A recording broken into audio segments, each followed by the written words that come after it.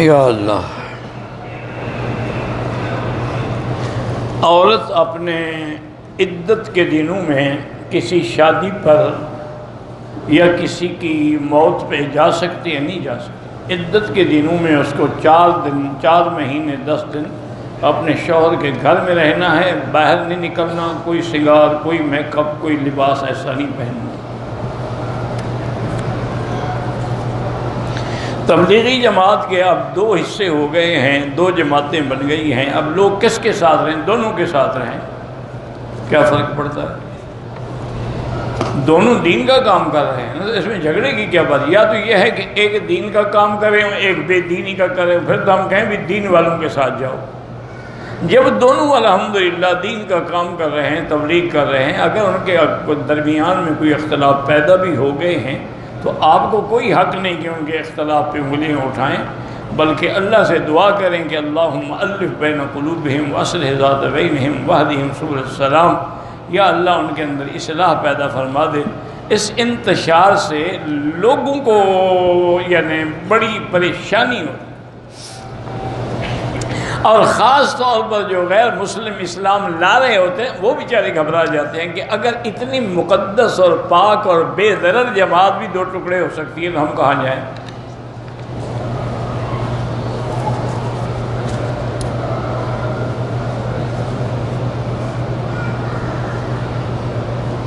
میرے والد کو کسی چیز نے ڈسا ہے، ان کی حالت خراب ہے، اللہ ان کو شفا عطا فرمائے۔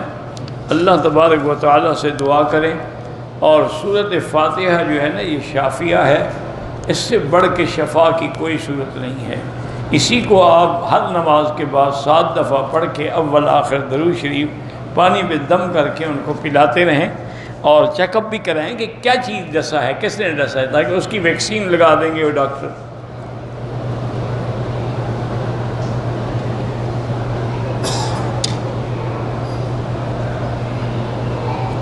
میری بیٹی کو اللہ نے اچھی خاصی صورت دی ہے، پھر بھی وہ مطمئن نہیں ہے اور اپنے چہرے پر پتہ نہیں کون سے انجیکشن لگاتی ہے۔ اللہ اس کو ہدایت دے۔ انجیکشن لگانے سے چہرہ بگڑ جائے گا، بنے گا نہیں، یاد رکھو۔ یہ آج کل جو انجیکشن ایجاد ہوئے ہیں نا، وقتی طور پہ آدمی کو لگتا ہے کہ میرا چہرہ اچھا لگ رہا ہے، لیکن انجام کار یہ ہوتا ہے کہ چہرہ ایسا خراب ہو جاتا ہے پھر کوئی دیکھنے کے لیے بھی تیار نہیں ہوتا۔ ان سے آپ احتراز کریں، ان سے آپ بچ جائیں، اور اللہ تبارک و تعالی نے جو آپ کو شکل دی ہے اس پہ خدا کا شکر ادا کریں۔ ویسے اگر آپ کو بہت زیادہ اپنے چہرے کے بناؤ کا ضرورت ہے تو زیتون کا تیل اور بادام کا تیل مکس کر کے رکھ لیں، وہ صبح و شام چہرے پہ مل لیا کریں، اسی سے سب کچھ بیوٹی ہو جائے گی۔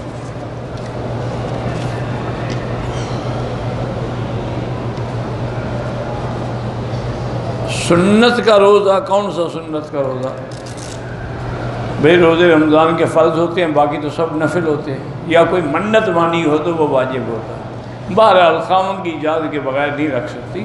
یہ تو صحیح حدیث میں ہے کہ بی بی عائشہ فرماتی ہیں کہ ہم لوگوں نے جو روزے قضا کرنے ہوتے تھے حیض کی وجہ سے، تو ہم انتظار کرتے تھے شعبان کے مہینے کا، کہ شعبان میں حضور زیادہ روزے رکھتے تھے، تو اس وقت پھر ہم بھی قضا کر لیتے تھے۔ آگے پیچھے قضا نہیں کرتے تھے کیونکہ ہم روزہ رکھ لیں حضور صلی اللہ علیہ وسلم کی خواہش ہو، تو اس لیے خاوند کی اجازت کے بغیر روزہ رکھنا منع ہے۔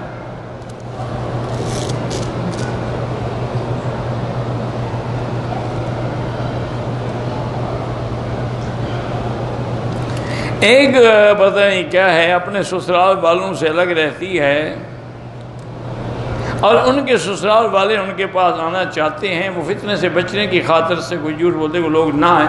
بہرحال کیا فتنہ ہوگا، جب وہ آنا چاہتے ہیں، ملنا چاہتے ہیں، بہرصورت اعتدال رکھیں۔ اگر واقعی وہ فتنہ پرور لوگ ہیں تو پھر ان کو اجازت نہ دیں آنے کی۔ قرآن میں 7 منزلیں ہیں، تو پڑھنے کا یہی طریقہ ہے کہ ایک ایک منزل روز پڑھ لیا کرو۔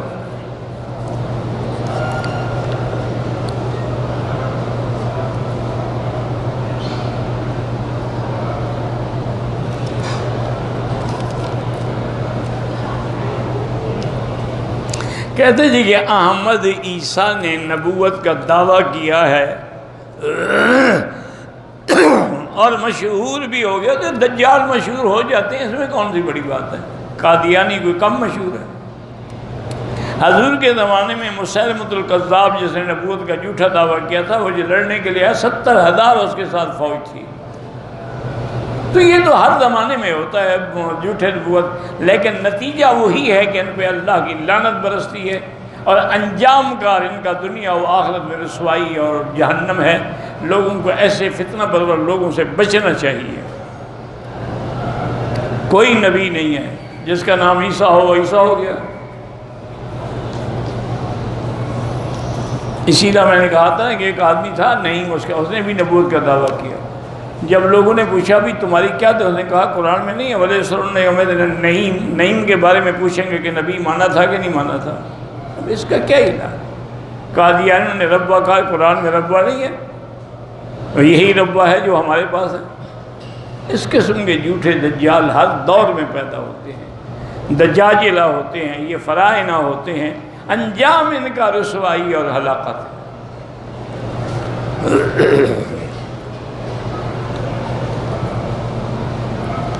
ہمارے رشتہ دار ہیں وہ اسماعیلی ہیں، جب ملتے ہیں تو یا علی مدد کا نعرہ لگا، آپ نہ کہا کریں یہ شرک ہے۔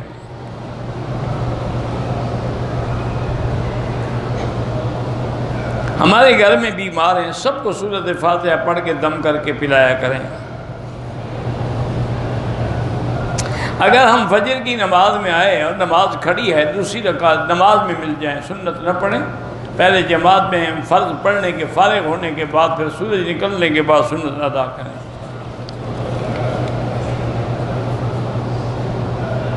اگر کسی کا انتقال جمعہ کی نماز کے بعد ہو، اس کو دفن مغرب کے بعد، وہ جمعہ کو ہی فوت ہوا ہے اور کیا ہے، مغرب کے بعد دفن ہو یا کبھی دفن ہو۔ میری والدہ کا انتقال ایک ہفتہ پہلے ہوا ہے، اللہ مغفرت کرے۔ ہسپتال میں 3 دن کی نمازیں قضا ہوئی ہیں، بہرحال اس کی نماز کے بدلے میں آپ صدقہ فطر کے برابر ادا کر دیں۔ 5 نمازیں اور 1 وتر، 6 ہو گئے۔ ہر نماز کے لیے 2 سیر گندم کے برابر صدقہ کر دیں۔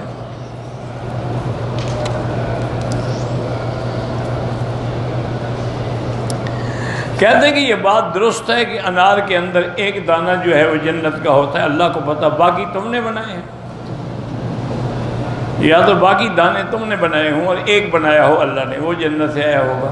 جنت کی کوئی چیز دنیا میں آ ہی نہیں سکتی، تو وہ یہ دانہ کیسے آ گیا؟ حجر اسود بھی اللہ نے بھیجا تھا۔ اگر ظہر کی نماز قضا ہو جائے تو کوشش تو کریں کہ مغرب سے پہلے پہلے ادا کر لیں، ورنہ مغرب کے بعد بھی قضا پڑھ سکتے ہیں۔ اگر عورت کے سر پہ دوپٹہ نہ ہو اور وہ وضو کر رہی ہو تو وضو ہو جاتا ہے، وضو تو ہو جائے لیکن اکیلی ہو، کوئی دیکھنے والا نہ ہو۔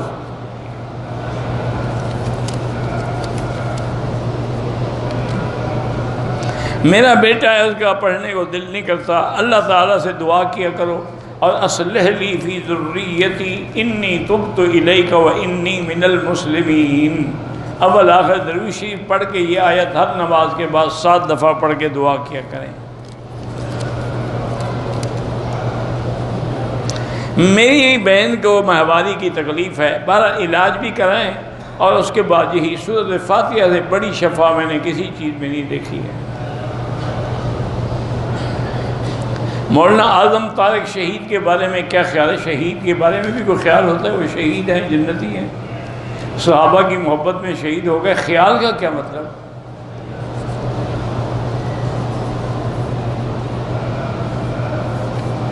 ایک شخص صحابہ کرام کے شان میں گستاخی کی ہو، اس کو کوئی عام شخص یا کوئی عالم معافی دے سکتا ہے؟ اللہ معافی دے سکتا ہے، وہ توبہ کرے، کوئی بندہ معافی نہیں دے سکتا۔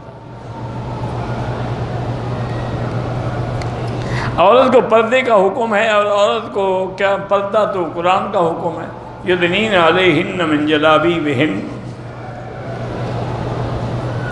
کسی کو زکوٰۃ دی جائے تو اس کو بتانا ضروری ہے؟ بالکل ضروری نہیں، آپ نیت کر دیں اور اس کو چپ کر کے دے دیں۔ میں ٹرک چلاتا ہوں، 6 یا 7 دن کے بعد گھر آتا ہوں، پھر جاتا ہوں، پھر آتا ہوں، 12 راستے میں آپ قصر پڑھیں گے، جب گھر آئیں گے تو نماز پوری پڑھیں گے۔ عمرے کرنے کا طریقہ یہی ہے کہ 2 رکعت پڑھ کے لبیک بعمرۃ لبیک اللہم لبیک لبیک لا شریک لک لبیک 3 دفعہ پڑھیں۔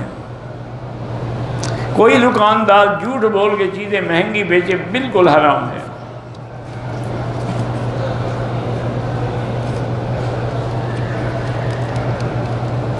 بہرحال آپ نے حدیث سنی ہے، اگر کسی کی کوئی غلطی، اچھی بات ہے کہ تم بھی معاف کرو گے تو اللہ بھی معاف کریں گے نا۔ تم اللہ سے معافی چاہتے ہو تو معافی دینا بھی تو سیکھو۔ کسی غیر مسلم کی مدد اگر محتاج ہو تو مدد کر سکتے ہیں۔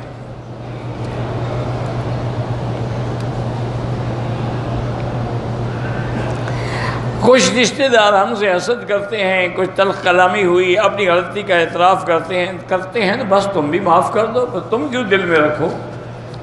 جب کسی نے اپنی غلطی مان لی تو بات ختم ہو گئی۔ عورت یا لڑکی جہاد میں نوکری کر سکتی ہے، میرے خیال میں نہیں کرنی چاہیے، کیونکہ وہاں تو مردوں کی خدمت کرنی پڑتی ہے۔ عورتیں تو وہاں کتنی ہوتی ہیں؟ اکثر تو مرد ہوتے ہیں، غیر مردوں کو جا کے کھانا دینا اور چائے دینا اور اس کے سامنے، اور پھر وہ جو ڈریس بنے ہوئے ہیں، جو لباس بنا ہوا ہے، تو خود عریانی ہے، دعوت دیتا ہے گناہ کی۔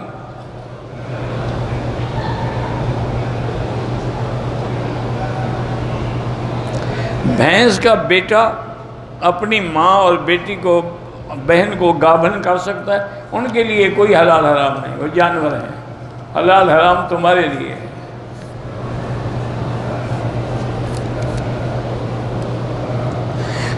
جو لوگ مومن ہیں انشاءاللہ جب قبر میں جاتے ہیں تو ان کے لیے قبر کی طرف سے جنت کی دکھائی جاتی ہے ان کو، یہ آتا ہے حدیث مبارک میں۔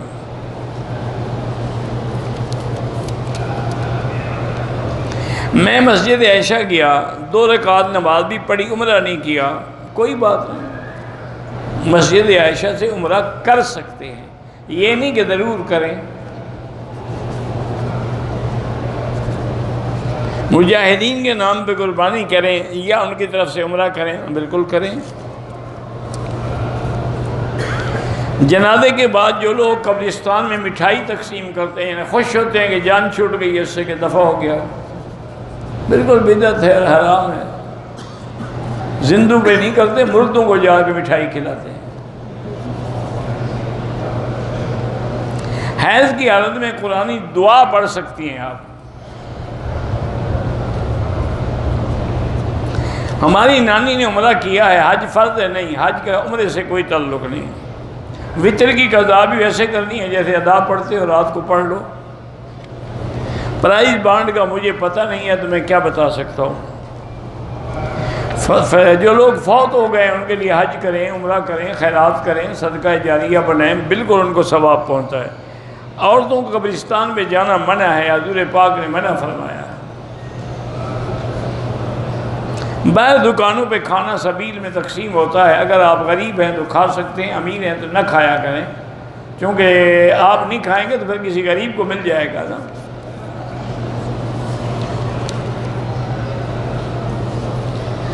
ایک آدمی نے طواف کے چکر بھول کے 8 چکر لگا لیے، کچھ نہیں ہوتا۔ سائی کرنے کے بعد سر کے بال کاٹنے سے پہلے صابن صرف سر پہ رکھا یا سارے سر کو مارا؟ رکھنے سے کچھ نہیں ہوتا۔ آب زمزم کا کنواں کہاں واقع ہے؟ مقام ابراہیم کے پیچھے۔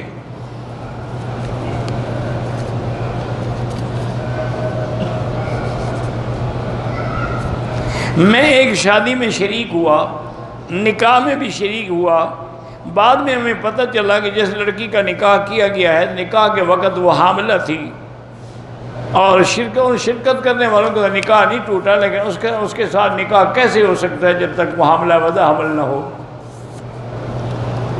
اور وہ بھی نعوذ باللہ یعنی زنا کی اولاد۔ مرگی کی بیماری ہے، اس کو بھی سورۃ فاتحہ پڑھ کے پلایا کریں۔ میرا بھائی پاکستان میں جو علماء ہیں وہ پاکستان کے حالات کو بہتر جانتے ہیں، وہ بات کر سکتے ہیں۔ ہم چونکہ وہاں رہتے نہیں، ہمارے سامنے حالات ہی نہیں، ہم بات نہیں کر سکتے۔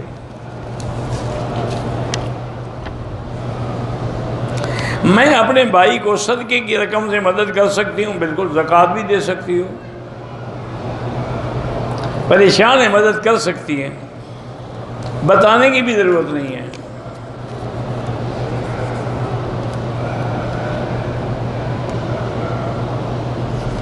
میں طواف کر رہی تھی، وہیل پر مجھے کچھ پتہ نہیں، نیند کی جھپکی لگی، کچھ نہیں ہوتا، طواف ٹھیک ہے آپ کا، چلتے ہوئے نیند آئے تو وضو نہیں ٹوٹتا۔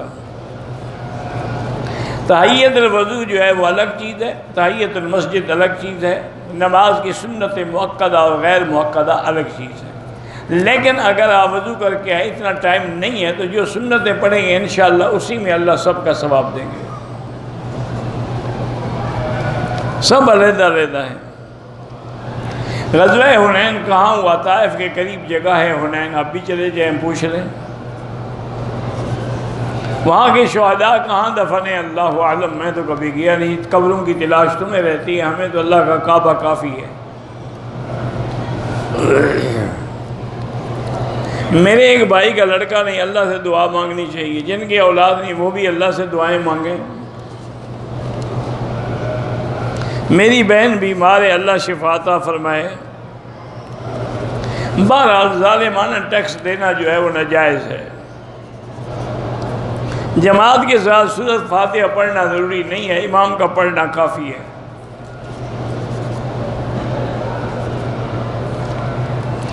آپ نے مدینے سے جانا ہے تو مدینے سے عمرہ کرنا ضروری ہے کہ مدینہ میقات ہے۔ پھر مسجد عائشہ سے چاہے تو کریں چاہے نہ کریں، لیکن اگر طائف جائیں تو واپسی پہ عمرہ ضروری ہے، چونکہ طائف بھی میقات ہے۔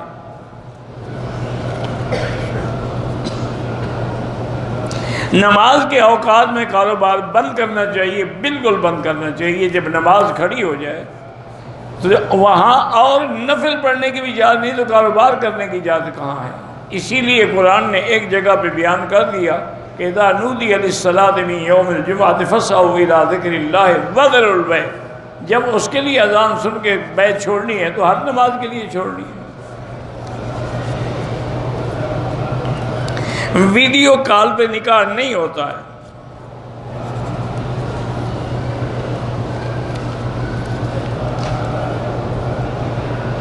ختان رجل ما دخل فی الفرج ولكن خارج منی خارج الفرج غسل واجب نعم۔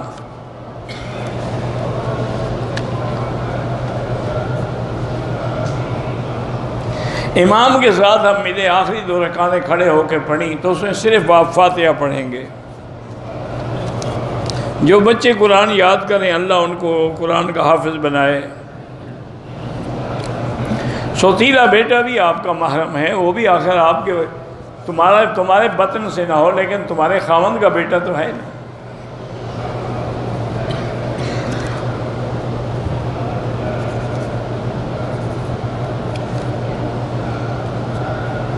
میرا ایک دوست ہے، عمر تقریباً 60 سال ہے، اس کے 2 دوست ہیں جن کی عمر 20 سال اور 25 سال ہے۔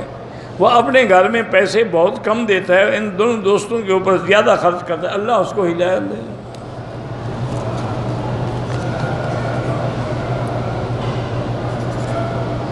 اللہ ہر ایک مسلمان کو صحیح دین نصیب فرمائے۔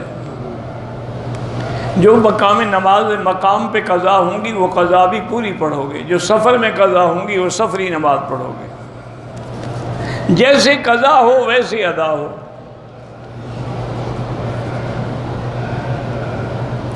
اگر ایک عورت گھر میں اکیلی ہے، شوہر کے ساتھ ہے، اس کے سامنے دوپٹہ نہ رکھے سر پہ تو کوئی بات نہیں۔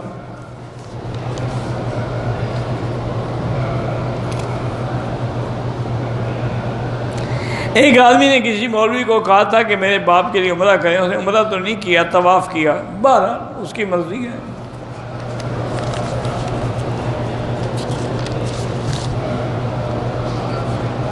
ام حارث کو فالج کا اٹیک ہوا ہے، اللہ شفا عطا فرمائے۔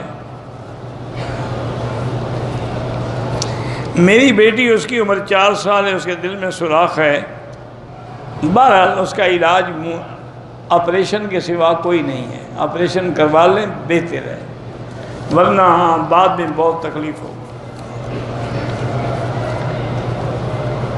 اللہ سے عشق حقیقی کیا ہے کہ سب کچھ اپنا مٹا کے اللہ کے بن جاؤ۔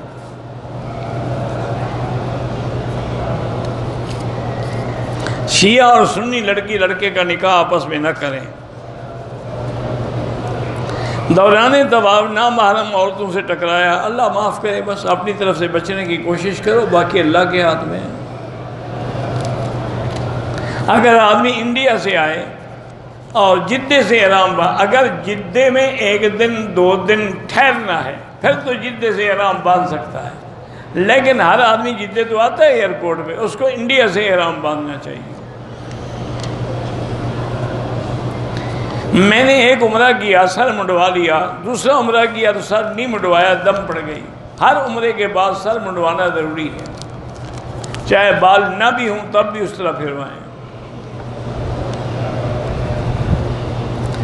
شکارپور سندھ میں ایک جگہ عیدگاہ ہے، سرکاری زمین ہے، نماز پڑھنا کیسا ہے؟ بہتر ہے کہ نہ پڑھیں، سرکاری زمین پر عیدگاہ بنانا یا مسجد بنانا ناجائز ہے، یا پھر وہاں کے مقامی لوگ جو معززین ہیں ان سے کہیں کہ وہ مل کے حکومت سے وہ خرید لیں، حکومت کو پیسے دے دیں تاکہ سب لوگوں کی نماز خراب نہ ہو۔ اور کوئی مشکل نہیں ہے، چونکہ اب قبضہ بھی ہے تو حکومت فوراً مان جاتی ہے ایسی باتیں، وہ آپ سے ایک قیمت مقرر کر کے لے لیں گے اور عیدگاہ کے نام پر انتقال ہو جائے گا، کسی ایک آدمی کے نام پر نہیں ہوگا، تو انشاءاللہ پھر ٹھیک ہو جائے گا۔ واللہ اعلم۔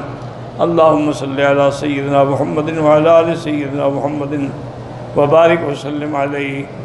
لا الہ الا اللہ الحلیم الکریم، سبحان رب العرش العظیم، الحمدللہ رب العالمین۔ لا الہ الا اللہ العظیم الحلیم، لا الہ الا اللہ رب العرش العظیم، لا الہ الا اللہ رب السماوات رب الارض رب العرش الکریم، اسألک موجبات رحمتک وعزائم مغفرتک والسلامة عن كل اسم والغنيمة عن كل بر، اللهم لا تدع لنا ذنبا إلا غفرته ولا هما إلا فرجته ولا عيبا إلا سترته ولا كربا إلا نفسته ولا ضالا إلا هديته ولا فسادا إلا أصلحته ولا مريضا إلا شافيته ولا عدوا ظالما إلا أخذلته ولا حاجة من حوائج الدنيا والآخرة إلا قضيتها۔ یا اللہ بیماروں کو شفا عطا فرما، یا اللہ ہماری ظاہری باطنی روحانی جسمانی بیماریاں دور فرما، یا اللہ بے حیاؤں کو حیا عطا فرما، بے اولادوں کو اولاد صالح عطا فرما، جن کے گھروں میں بچیاں ہیں ان کے رشتے آسان فرما، بے روزگاروں کو روزگار عطا فرما، قرض داروں کے قرض عطا فرما۔ یا الہ العالمین، پورے عالم میں جتنے دین کے ادارے ہیں، مساجد ہیں، مدارس ہیں، ان کی حفاظت فرما۔ یا اللہ پورے عالم میں جتنے دین کے علماء ہیں ان کی حفاظت فرما۔ یا ارحم الراحمین، حرمین شریفین کو قیامت تک ہر فتنے سے محفوظ فرما۔ یا اللہ مسلمان جو ہمارے کشمیر میں ہیں، فلسطین میں ہیں، ہند میں ہیں، عرب میں ہیں، عجم میں ہیں، افغان میں ہیں، ان کی جان مال آبرو عزت کی حفاظت فرما۔ یا اللہ پاکستان کی حفاظت فرما۔ یا اللہ پاکستان کو ہنود اور یہود اور قادیانیوں کے فتنے سے نجات عطا فرما۔ ربنا تقبل منا انک انت السمیع العلیم وتب علینا انک انت التواب الرحیم، وصلی اللہ تعالی علی خیر خلقہ سیدنا محمد وعلی آلہ واصحابہ اجمعین۔ اللہم صلی علی سیدنا محمد وعلی آل سیدنا محمد وبارک